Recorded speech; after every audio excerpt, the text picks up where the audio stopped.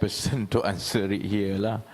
Sebab seperti yang saya sebut kan, masa saya dalam kabinet, bila benda-benda ni berbunyi di luar, bila saya jumpa lawyer, kawan-kawan, dia kata, do you know that this is, no. Saya sebenarnya write it off, tak ada, aku tak ada masalah. Ini bukan di bawah kementerian saya, ini kementerian lain, ini Perdana Menteri semua, I don't want to get involved. But actually dia betul-betul berlaku, one after another. So what was 9 months ago mere speculation, then saya mula nampak actually it's not a speculation, sebab di Malaysia ni rumor tu yang betul. Kan? So kalau rumor tu betul, and I remember my own experience dengan cerita 1MDB dulu kan. The first time I come across 1MDB ialah daripada kawan-kawan Petronas. That was 2010-11. Sebab dia kata, macam mana pula syarikat Malaysia 1MDB ni dengan Petro Saudi nak pergi blok dekat Turkmenistan? Engkau dulu bukan jaga blok Turkmenistan ke? Pernah dengar tak?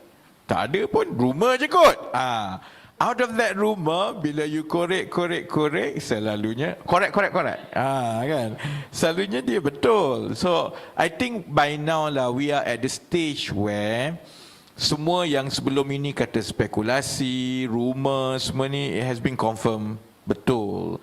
Especially bila keluar, minute JAC.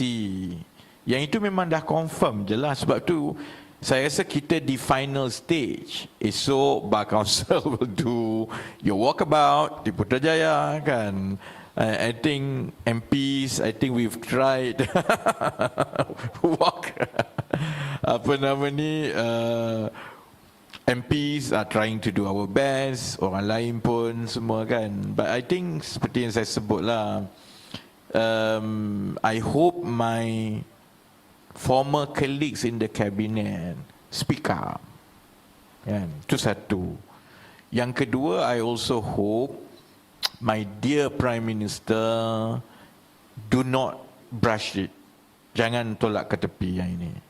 You can explain kepada MPs, you can explain to the cabinet, you can explain to the public, you can answer to the Parlimen, but the issue, the substance of the issue ni ialah if you proceed juga dengan melantik seperti yang kita semua tahu, the damage, you do not want to be your legacy. And this is my message to Anwar Ibrahim lah. You do not want it to be your legacy, whatever it is.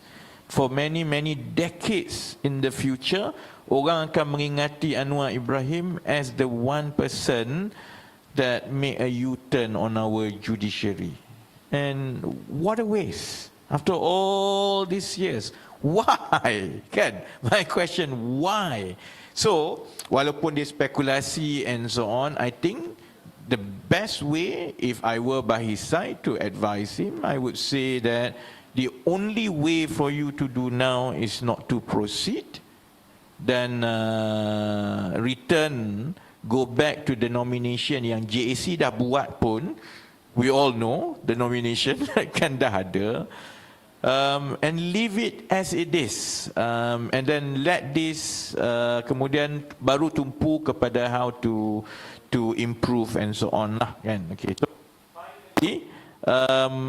pandangan saya mudah sajalah, and I think Stephen quite a lot what I say, walaupun daripada bar perspektif. Banyak benda yang orang tak tahu ialah hakim ni tak boleh bersuara. The judges cannot speak. Kan? Except in the court lah kan.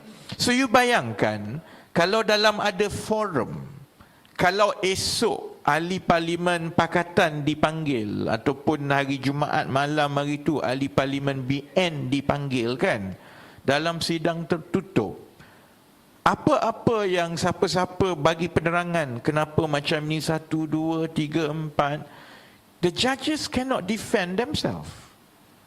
And that's exactly what I felt apabila kalau dalam kabinet this issue was brought up. I felt that it's very one-sided.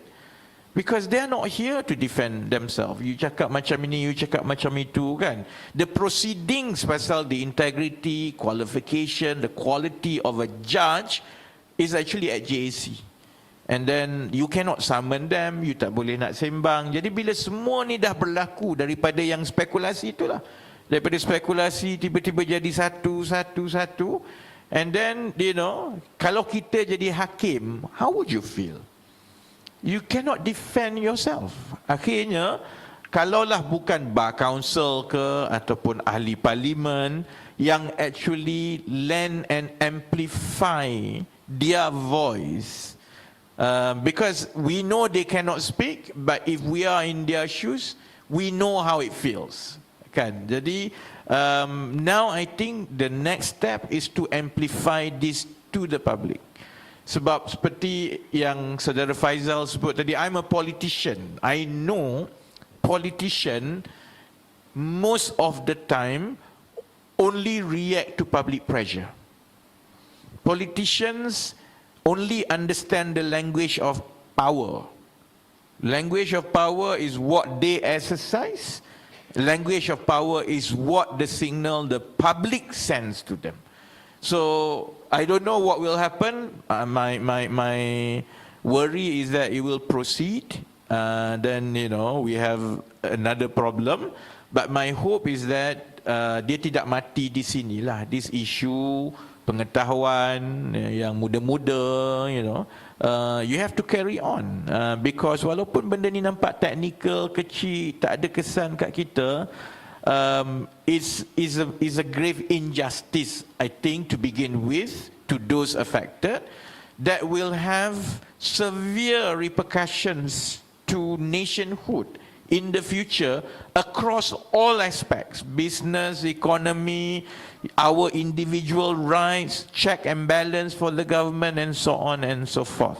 So do your worst to the 9 MPs, whatever. I think kita orang dah tutup buku, whatever you want to do, you do lah.